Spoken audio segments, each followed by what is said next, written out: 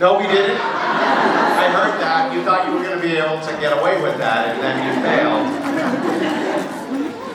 Nice to see you. Yeah. We have such a great president now. I feel like an idiot for having supported the other candidate. Because he's doing such a great job. Especially, I was just thinking about all the people who are like, you know what, I don't like Trump. But I think I'm going to vote for him anyway because I just think he'll be good for the economy. Interesting.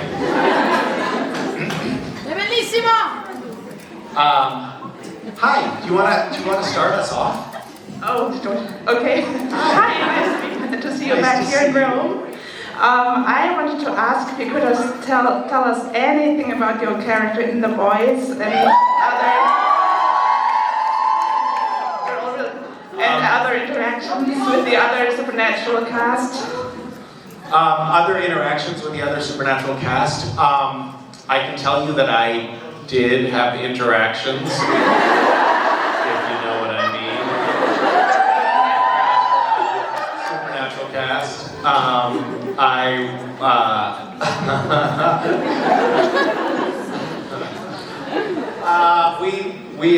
We talked to Eric quickly about it. Eric was there. He was on set, which was kind of fun because we got to hang out a little bit. But we asked Eric, so like, hey Eric, what do you think? What can we tease about what we're doing on the show? Because I'm sure fans are going to ask this weekend in Rome. And he said, well, you can tell them nothing. But it's okay if you say that you were, in fact, filming on The Boys. So that's what we're allowed to say. And it's sticky and violent. That's right. Yes, that's right. That was all that we were allowed to. Sticky, huh? That's right. He did say sticky. Food for thought. Yeah, it is gross. Yeah, it's gross. Yeah.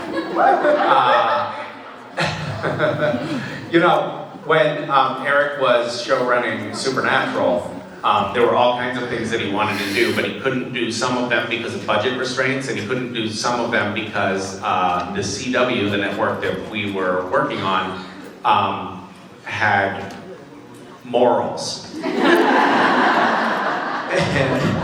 And now that he works for Amazon, he's got no limitations on his budget, and there's no moral code whatsoever, so he can do whatever he wants.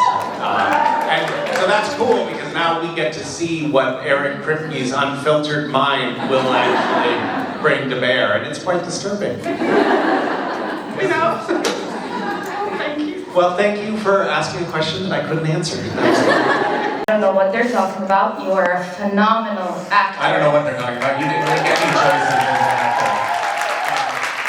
Thank you. I've been I've been really nervous to come back. I was afraid that somebody was going to say something mean to me again. Like, we didn't miss you or something. Yeah, you.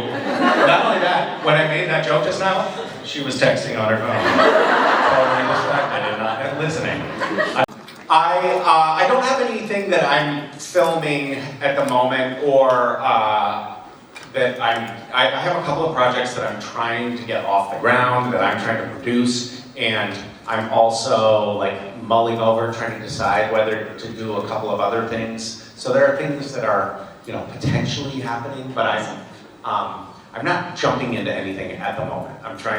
I'm more interested in writing something and producing it and actually having it be like really the project I want to work on. I had a couple of opportunities in the last couple of years to go work on a series that I realized, like, I think I don't I'm not somebody who's motivated. I've never been somebody who's motivated just by money. It's not like, oh wow, well I'd make a lot of money doing that job, so I think I'm gonna sign up for that for the next 7 years.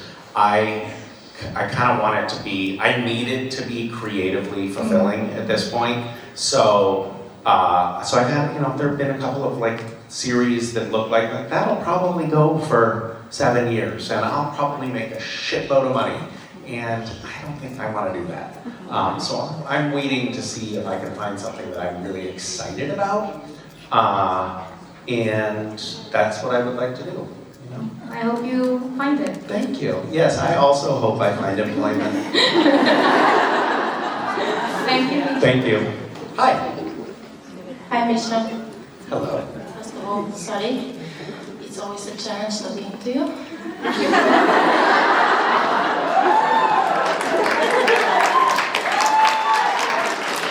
It's funny, that's what most of the people in my life say. So, you will be doing a Castillo photo tomorrow? Ah, Yeah. good, that's when that is. I was wondering. I was like, am I doing that today? You didn't know that? What? You didn't know that? No, but thank you for telling me. Yeah. Yeah, so I wanted to ask, is it difficult to slip back into character? And does it bring feelings you want to share with us?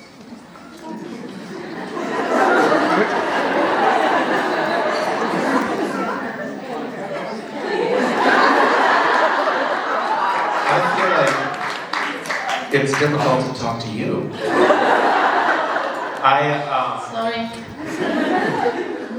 I mean, the truth is, I don't have to do a lot of dialogue in the photo ops, so that part's a little bit easy. And it's a funny thing with because I've been doing these Castiel photo ops in the U.S. for a while, and when I put on the trench coat and the costume, there's something happens to my body. Like immediately, I'm kind of like, just like something happens.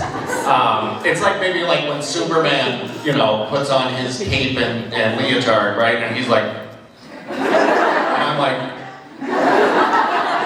just automatically. It is funny, like my facial expressions change a little bit, I notice, without me even thinking about it. Like people like, normally people come into the photo, and like, and then people come into the photo, I'm like, it's just reflexive, it just happens. But it's fun. Sorry, but it's more, it's in a way you can talk about it. Okay.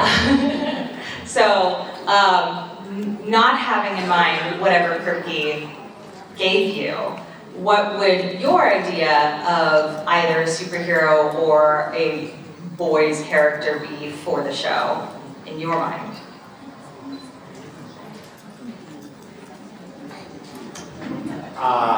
I can't think of anything that's not like semen related. It's I mean the characters that Eric is creating on the show now, it's like as he's wrapping up season 5, he's coming up with stuff that's like, what the fuck, man? What? They really do. It does make what happened with Rob seem like really remarkably tame. And he was describing some particular superhero characters that he's created that he had like really big established kind of movie stars set to play, and then they got the script and they were like, oh no, no, I'm not doing that. Yeah, I won't. I don't really know the answer to that question, but I can tell you that I had a lot of fear going into this process. Like, is Eric gonna just like turn me? Is my character gonna be someone who is like their superpower is that they can turn into semen and then just like spray up somebody's nose and explode their brain? Like what is it gonna do to me? And I can say that did not happen.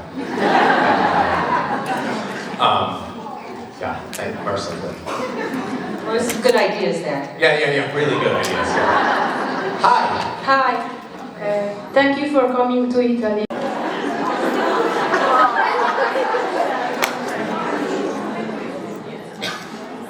Well,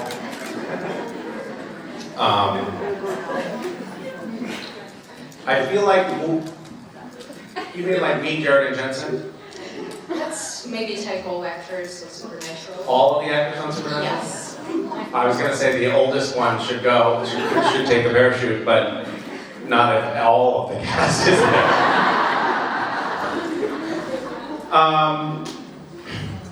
I don't know. I think we should just do something like arbitrary but fair. To decide, like a little contest or something to just determine. If you have no time. We have no time, but very quickly, like who can do the most accents? Oh, I'm just picking that one, but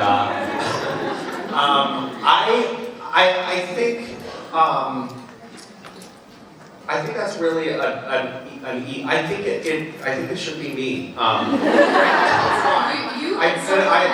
I'll tell you why. Because I think that I will be best positioned to tell the world what wonderful people my cast members were. And I can convey that in a really eloquent way, you know? Because I've written some poetry, I can make it very poetic, and I think that that is what everybody would want. I think you'll agree, right? And I think they would agree as well. That's what they would want. They would want to be remembered in poetry written by me. So I think that we have actually had this experience, you know. There were several Supernatural cast members who were on a plane. Do you know this story? No. So it was actually right before, it was the last convention before the pandemic. It was actually the night that I filmed my last scene on Supernatural. Castiel died. I said goodbye to the whole cast. And then, because we were shooting so late, and we had a convention in Las Vegas the next morning, the only way we could make it there in time is that the convention company, Creation, had to charter a plane to take us from Vancouver to Las Vegas. And so we got to the airport at like 2 o'clock in the morning, we got on the plane, took off, and we got about 15 minutes into the flight, and there was this huge explosion. It was like this flash of light and this like violent shock in the plane, and then the plane started like shaking and screaming. It was a jet plane, and one of the jet engines had literally exploded.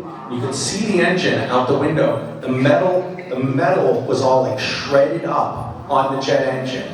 And the pilot got on the PA and was like, guys, we are turning back to Vancouver. We're gonna do an emergency landing. I don't know what the fuck just happened, but the engine is like, we lost an engine, and it was like a screaming sound coming from the engine at this point. And the plane was just like barely staying in the air, it felt like. And so we all circled, we flew back toward Vancouver, and there was like 7 or 8 fire engines on the tarmac waiting for us. And as we came back into cell range, we all just like pulled out our phones and texted our wives and said like, tell the kids I love them, because we thought we were gonna die. And there was one parachute, and Jensen did grab it for himself.